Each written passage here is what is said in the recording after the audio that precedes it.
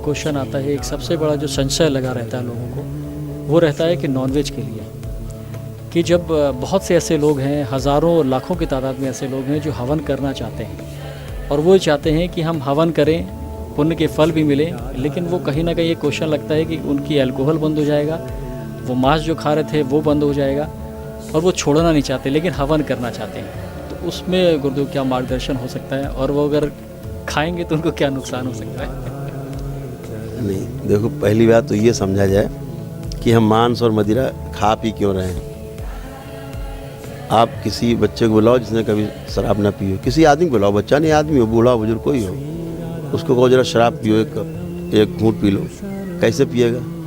ऐसे एक घूंट पिएगा, ऐसे करे, मतलब अच्छी नहीं है, उसको शरीर स्वीकार नहीं, कहो उल्टी भी आ जाए, क्योंकि बॉडी इसको स्वीकार नहीं कर रही है, इसका मतलब ये शरीर के लिए नहीं है, पहली बात।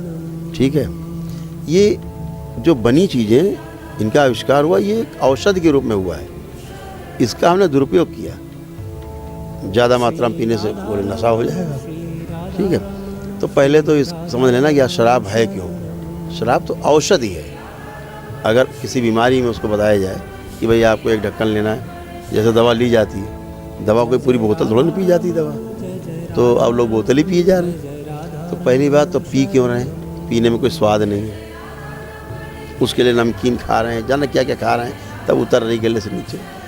फिर मांस खा रहे हैं, मांस में कोई स्वाद नहीं है। आप गोभी है कच्ची खा जाएंगे, आप कोई दिक्कत नहीं, आप खा जाएंगे, आपका ककड़ी खा जाएंगे, खीरा खा जाएंगे, कच्चा ही तो है, स्वाद भी उसका अलग अलग है।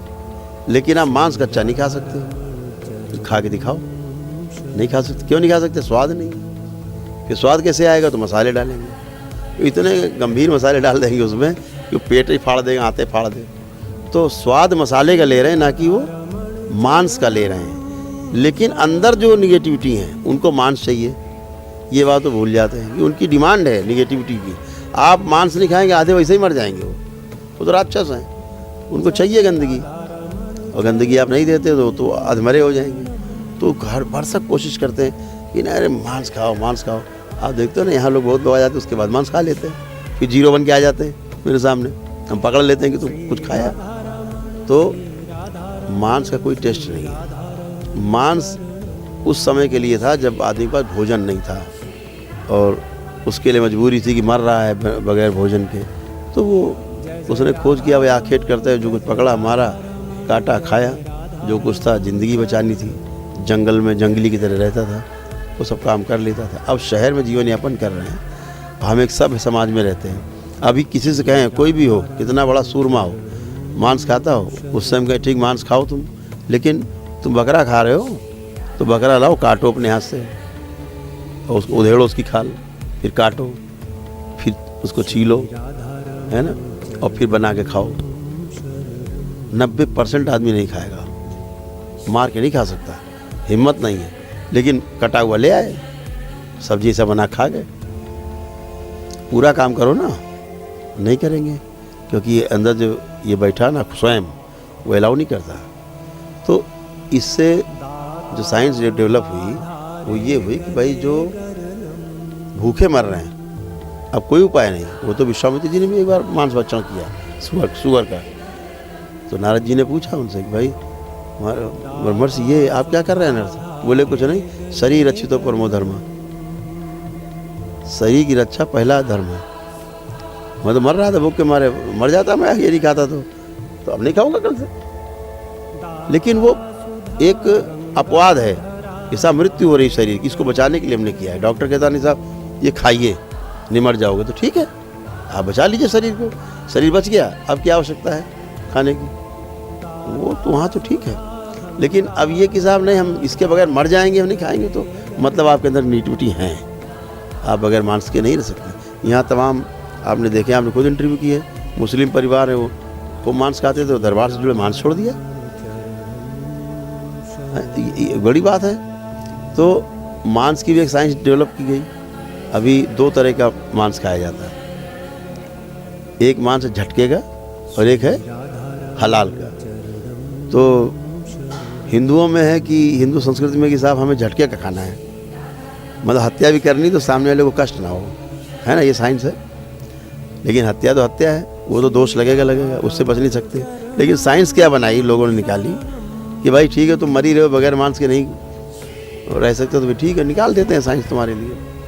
तो उन्होंने कहा रेत के नहीं गला मारेंगे, गला रेत के मारना, धीरे धीरे काटना, आधे घंटे में काट काट के पूरा खून बह रहा, बकरा चिल्ला रहा, माँ मैं कर रहा है, और आपने काट दिया है, तड़प तड़प के मरा है, इसे कह दिया हलाल का है।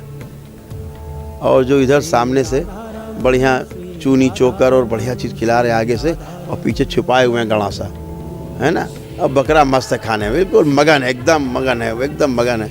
आए निकाला गड़ासा, दिया खड़ाक, गर्दन अलग। अब गर्दन अलग हो गई। ये जो मदर बोर्ड था जो पूरी बॉडी मैसेज भेज रहा था आनंद का, ये मदर बोर्ड पूरे रोए रोए में आनंद का मैसेज भेज रहा है, आनंद का। आहा क्या बात है, क्या मिल रहा खाने को, बड़ा अच्छा मिल रहा आज तो, ऐसा तो मिला नहीं कभी, वाह वाह वाह वाह। खटाक से गर्दन अलग, तो मदर बोर्ड अलग हो गया। अब पूरा शरीर उसका बकरे का आनंद में है। अब ये आलू बन गया, ठीक है। ये दोष नहीं पैदा करता ज़्यादा शरीर में, लेकिन मांस तो मांस है, हत्या तो हो गई, उसका दोष भी लगेगा। मांस के अपने दोष है, पचेगा नहीं, शरीर उसके स्वीकार नहीं करता, उसके लिए हमारे न दांत बने न हमारी आंतें बनी उसके लिए, ठीक है। वो तो दोष हैं, वो बरकरार रहेंगे, वो आप उससे कह के नहीं बच सकते अच्छा तो आलू बन गया तो खा लो। हम केवल ये बता रहे हैं कि दोनों में फ़र्क क्या है, हलाल में दो साइंस क्यों बनी इस तरह की, क्योंकि हिंदू सही सुन रहा है, लड़ाई झगड़े में विश्वास नहीं करता था, प्रेम पूर्वक रहना चाहता तो रहा है प्रेम पूर्वक हमेशा, उसने हर चीज़ प्रेम से जीती है, आज भी वही प्रयास है। लोग बेवकूफ़ समझते हैं हिंदू को, ये हिंदू बेवकूफ़ है, अरे चार थप्पड़ मार लोग चले जाते हैं, थी करता रहता है, ठीक है ठीक है, मार के चला गया, ठीक है, वो कहीं मार दिया जाएगा, वो भी कोई मिल जाएगा शेर साथ सूरी, उसको भी गिरा देगा।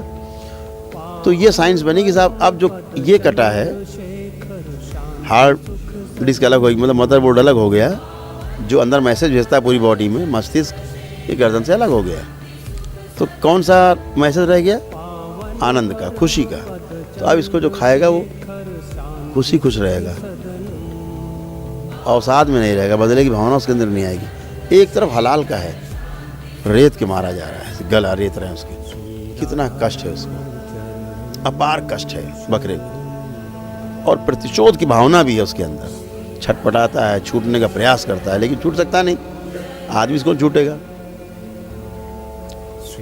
आदमी हो तो समझ लेता, गाली बकता, मुंह से बोलता, लेकिन बकरा भी यही बोलता होगा कि एक बार छूट जाए तो बताएं तुमको, हम एक बार छोड़ के देखो तो जान से मार देंगे तुम्हें, हैं। प्रतिशोध की भावना है उसके अंदर है, बकरे की मरते समय भी बदले की भावना है ना, गुस्से की भावना है, तो पीड़ा है। तो जब वो, और उसका जो वो मदर बोर्ड है बराबर मैसेज भेज रहा है पूरी बॉडी में, रोया रोया रोया रोया, इसी भाव से दूषित हो गया, इसी भाव से भर जाएगा, जिस भाव जो उसमें उसके मस्तिष्क में आ रहे हैं। अब इस मांस को जो खाएगा ये हमेशा लड़ने पे आमादा रहेगा,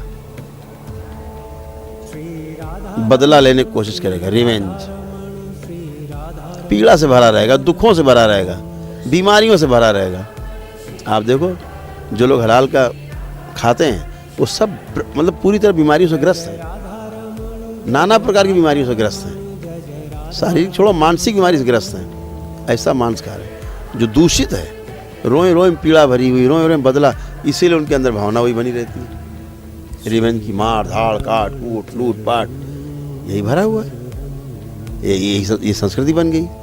तो वो मांस खाना बहुत खतरनाक है, जो भी खाएगा गुस्से से भरा रहेगा, क्रोध से भरा हुआ है, विद्रोह की भावना से भरा हुआ है। तो वो भावनाएं उसके अंदर वही रहेंगी जो बकरे, जब तक इतना कतरा भी बाकी रहेगा, सुई की नोक के बराबर शरीर के अंदर मांस रहेगा, वो तो तब तक रहेगा ही रहेगा। उसके बाद भी 90 दिन तक कम से कम, एक बार अगर मीट मांस उस तरह का खाया, कोई भी चीज़ खाते हैं हम, उसका प्रभाव हमारे शरीर से बाहर हो जाने के बाद भी मल के द्वारा 90 दिन तक उसका प्रभाव खून में रहता है, क्योंकि वो खून के रूप में अंदर परिवर्तित हो जाता है। 90 दिन बाद उसके वो मरती हैं कणिकाएँ, तब वो डिस्चार्ज होता है बॉडी से, तब तक उसका विचार बना रहता है। यहाँ लोग रोज़ खा रहे हैं, तो ये एक साइंस थी, तो उनको ज़रूरत थी, जिस मजहब के लोग मानने वाले लोग हलाल का खाते हैं, उनकी ये मजबूरी थी। उन्होंने अपनी साइंस डेवलप की कि इस तरह का मांस खाएंगे तो प्रतिशोध से भरे रहेंगे, लड़ाई झगड़ा दंगा करना पड़ता है, मार कूट काट करनी पड़ती, तो वो खाएगा तो आदमी उसमें पारंगत रहेगा, लड़ता झगड़ता रहेगा। इसको ही खिला देंगे आलू झटके वाला, तो ये लड़ेगा ही नहीं, ये लड़ेगा ही नहीं। तो उन्होंने अपनी साइंस डेवलप की है। ये है इसके पीछे सिद्धांत, हलाल और झटका। लेकिन मेरा ये दोनों बताने का मतलब ये नहीं है कि झटका श्रेष्ठ है, ऐसा नहीं है। वो भी मांस ही है और किसी की हत्या करके लाया जा रहा है। बिल्कुल ही मांस खाना अपराध की श्रेणी में आता है, क्योंकि जीव हत्या है। हवन के पुण्य गुरुदेव, अगर यहाँ पे फिर वही क्वेश्चन आता है कि हवन के पुण्य में कैसे कैसे रिलीफ मिलेगा उसको? अब देखो ना, अभी तक तो दरबार की जो शक्ति खुली, आगे तो बता नहीं सकते, दरबार समझता है बेहतर। अभी तक तो जो शक्ति खुली हुई है वो यही कि जो भी मांस मदिरा का सेवन करता है, अभी तो ये है कि परिवार में मान लीजिए 10 लोग हैं और 10 लोगों को हवन के पुण्य में आपने शामिल किया है हवन करके, तो उसमें जो भी मांस मदिरा का सेवन करेगा ना, उसके हवन के पुण्य चले जाएंगे। मान ली एक ने किया सेवन तो 9 में बने रहेंगे हवन के पुण्य। 3 लोगों ने सेवन कर लिया तो 7 में बने रहेंगे, 3 के हवन के पुण्य चले जाएंगे। फिर दरबार मान ली बुद्धि आ जाए, फिर दरबार आता है कि प्रभु हम अब नहीं खाएंगे आगे मांस मदिरा, हम तो पकड़ ही लेते हैं। यहाँ आता है तो आप देखते हैं पकड़ लेते, जीरो तुम बने हो, सबके हवन के पुण्य बने हुए, तुम्हारे क्यों जीरो है? तो साहब ये खाया है ना। हम लोग देखते हैं भाई कि तूने क्या खाया है, क्या किया है, या कहीं मजार मस्जिद पर गए हो तुम, उसके बाद भी दरबार आने के बाद तो जीरो हो जाता है आदमी। कोई झाड़ फूक वाले गया तो जीरो हो जाता है, दरगाह मजार पर गए जीरो हो जाता है। तो वो चीज़ पकड़ी जाती है। यहाँ तो अभी दरबार की शक्ति यही है कि पूर्णतः सात्विक दरबार है, मांस मदिरा का सेवन बिल्कुल वर्जित है। पर एक बात समझ लीजिए, जो व्यक्ति अपनी इतनी परेशानियों के बावजूद मांस और मदिरा नहीं छोड़ पा रहा है, मतलब उसको अभी पूरी तरह परेशानी नहीं हुई है। अभी वो उसको लगता है अरे यार झेल लेंगे, लेकिन वो लोग तुरंत मांस मदिरा छोड़ देते हैं जो ऊब चुके हैं, कगार पे आ गए बिल्कुल मरने के। तो अभी तो दरबार की यही शक्ति है, खुली हुई है नियम में कि भाई मांस मदिरा का सेवन नहीं करना है, और किसी झाड़ फूक वाले ओझा मौलवी का नहीं जाना है, किसी दरगाह मजार पर नहीं जाना है। अभी तो ये शक्ति है। कहीं भविष्य में कभी कोई शक्ति में कोई वो हो तो पता नहीं सकते। जय जय राधा रमन हरि बोल।